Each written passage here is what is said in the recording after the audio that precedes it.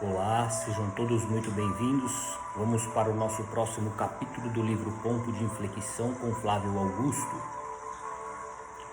Fragilizado pela experiência somada ao mau momento que vivia em meus resultados profissionais. Dessa vez, dei ouvido ao meu tio que nunca se mostrou favorável ao trabalho que eu realizava. Ele, como executivo de uma grande multinacional de alimentos, idealizava um cargo diferente para mim. Com carteira assinada, vale transporte e refeição, carro popular da empresa e uma carreira convencional dentro de uma rotina corporativa. Pela primeira vez, através da porta aberta de minha frustração momentânea, considerei sair do caminho em que estava para trabalhar dentro de um modelo convencional. Tinha sido fisgado. Meu tio, assim, com as melhores intenções, me encaminhou ao processo seletivo dessa multinacional. Depois de provas de português, matemática e conhecimentos gerais, nas quais obtive as melhores médias até aquele momento, psicotécnico e 2 entrevistas, meu tio me disse que gerentes de diferentes departamentos desejavam me contratar. Segundo ele, estava tudo certo. Com essa informação, procurei o meu diretor para conversar e o informei que estava de saída e que o mês de dezembro de 1991 seria o meu aviso prévio. A partir daquele dia, ele tentou me convencer do contrário. Até marcou uma ligação telefônica com Mário Magalhães, então presidente da empresa, para me dissuadir da ideia de trabalhar numa multinacional, seguindo uma carreira convencional. Nada funcionou. Eu estava convicto e eles começaram a se conformar com a ideia. Garanti que trabalharia todo o mês de dezembro, cobrindo as férias de meu diretor direto. Eu estava muito decidido e confiante de começar o novo ano num projeto novo. A semana seguinte chegou e meu tio me ligou dizendo que havia um fato novo. O gerente geral da filial do Rio de Janeiro, da multinacional em que eu iria trabalhar, havia chegado de férias. E antes de efetivarem minha contratação, ele queria conhecer quem era aquele garoto que os gerentes estavam a fim de contratar e de quem falavam muito bem. Meu tio então me disse que eu não me preocupasse, estava tudo certo e era apenas uma questão pro forma aquela entrevista. Avisei a meu diretor que me ausentaria na parte da tarde daquela terça-feira para finalizar o meu processo de contratação. Levei todos os meus documentos para entregar na empresa. Pontualmente no horário marcado, a secretária me conduziu até a sala do senhor Adilson. Ele não esboçava nenhum sorriso ou simpatia, o que combinava com sua sala cinza e desarrumada, mas ele era o topo da cadeia alimentar da área comercial da maior multinacional do mundo em seu setor. Na realidade, minha sala era maior e mais bonita do que a dele.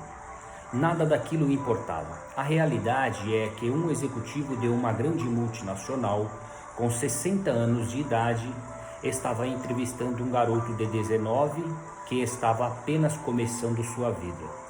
O bigode dele cobria parte da boca, seus olhos eram rodeados de rugas que não demonstravam qualquer esboço de felicidade por estar de volta ao trabalho depois de suas férias.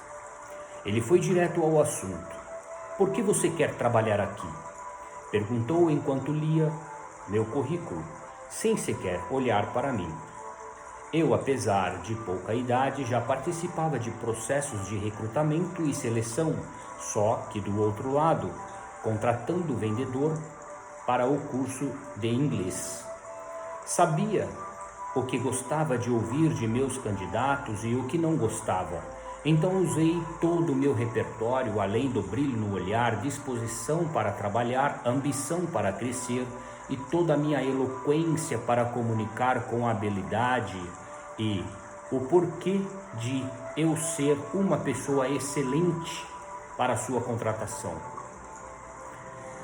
Do meio em diante de meu discurso, Ele parou de olhar para meu currículo e ficou me observando. Foi direto. Você é gerente em sua empresa com apenas 19 anos. Por que quer ser promotor de vendas aqui? Você está regredindo. Disse a ele sem hesitar: quero trabalhar na multinacional. Quero crescer, quero romper meus limites e tudo isso, sem me importar com a condição inicial. Acredito em meu trabalho e sei que vou crescer aqui.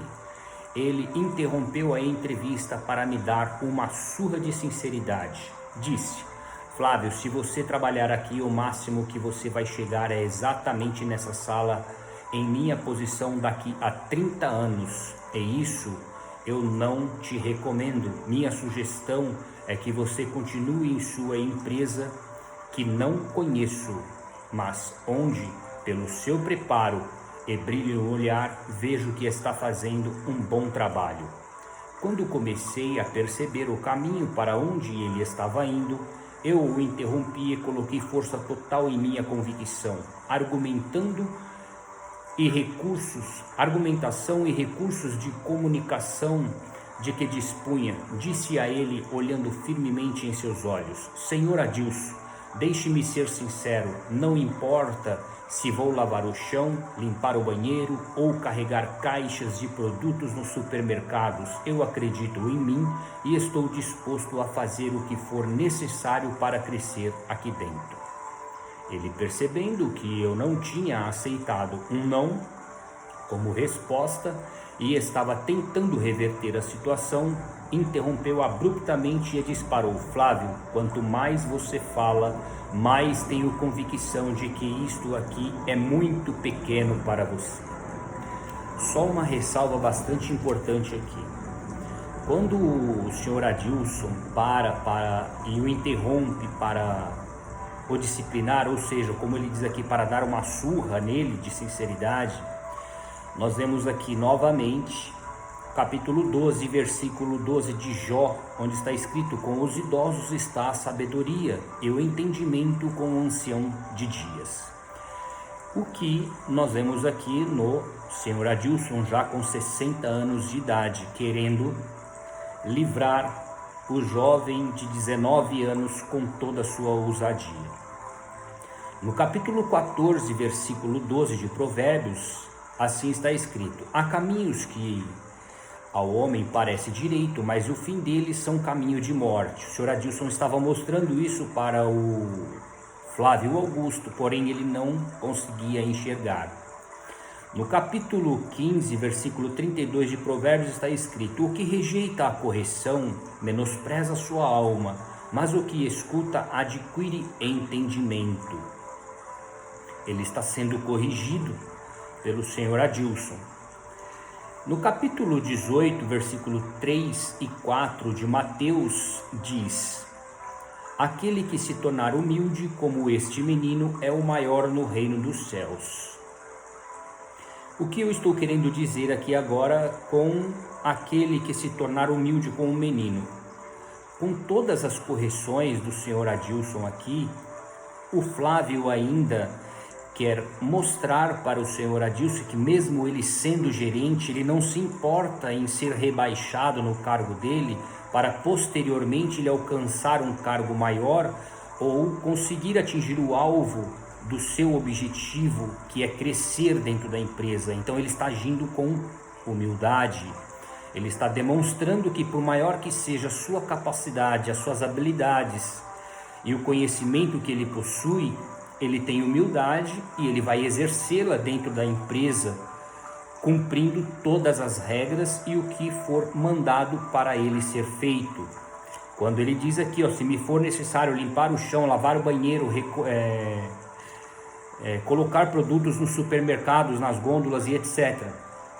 Tá?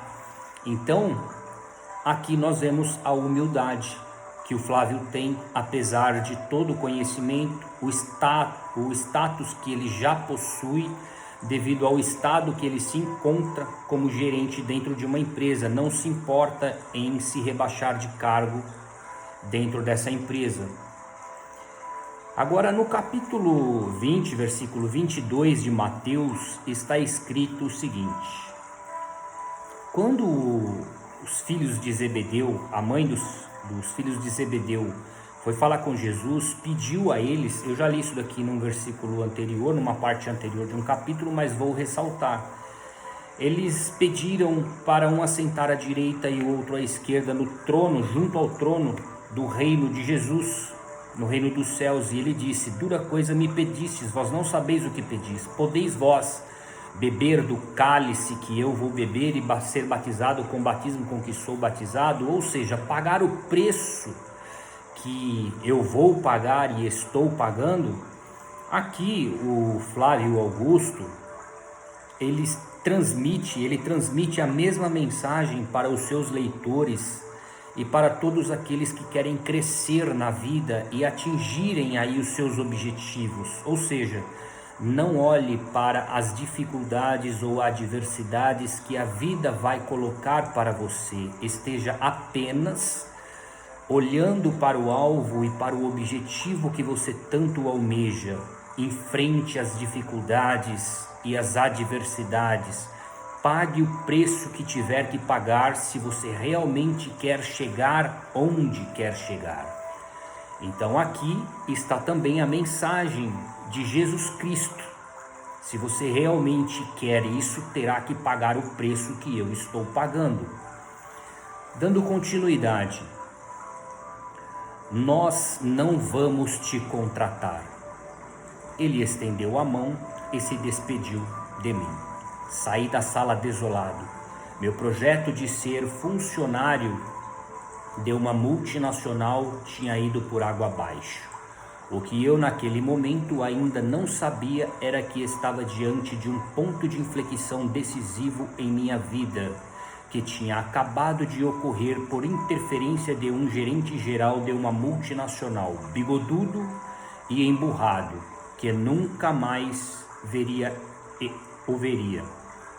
Ele impediu que eu tivesse pela primeira vez um emprego convencional e me desviasse daquele caminho, do curso de inglês, que me levaria a abrir a primeira escola WhatsApp, 4 anos mais tarde. Vou parar por aqui e depois nós continuamos, mas antes vou ler Romanos capítulo 8, versículo 28, você pode buscar aí na Bíblia, na sua palavra, que está escrito: todas as coisas cooperam ou contribuem juntamente para o bem daqueles que amam a Deus. Talvez você que esteja ouvindo esse vídeo diga: mas o Flávio Augusto ama a Deus, ele é evangélico, ele é cristão, ele já aceitou Jesus alguma vez? Percebe uma coisa, no Salmo capítulo 1 diz assim, bem-aventurado o varão que não anda segundo o conselho dos ímpios e nem se detém no caminho dos pecadores. Antes tem o seu prazer na lei do Senhor e nela medita de dia e de noite. Pois será como a árvore plantada junto a ribeiros de águas, cujos seus frutos dá na estação própria e tudo quanto fizer prosperará. Então percebe que a pessoa ela não precisa ser convertido, aceitar a Jesus, ir para a igreja para que ele seja próspero, abundante em sua vida, quando na verdade ele já é uma pessoa que pratica a justiça, já é reto e já ama as leis do Senhor. Então, quando você ama as leis do Senhor, você ama a palavra do Senhor, você está amando a Deus sobre todas as coisas e o seu próximo como a si mesmo. Quando se fala em conversão, Jesus Cristo mesmo disse para os escribas e fariseus e para os judeus, quando vieram questionar, que ele se assentava à mesa de pecadores e publicanos. Ele disse: eu não vim senão para as ovelhas perdidas da casa de Israel. Não necessitam de médicos sãos, mas sim os doentes. Então, ou seja, se você já é uma pessoa que pratica justiça, que é reto, é puro em suas ações, você já está curado, você já é são, você não precisa de ser curado.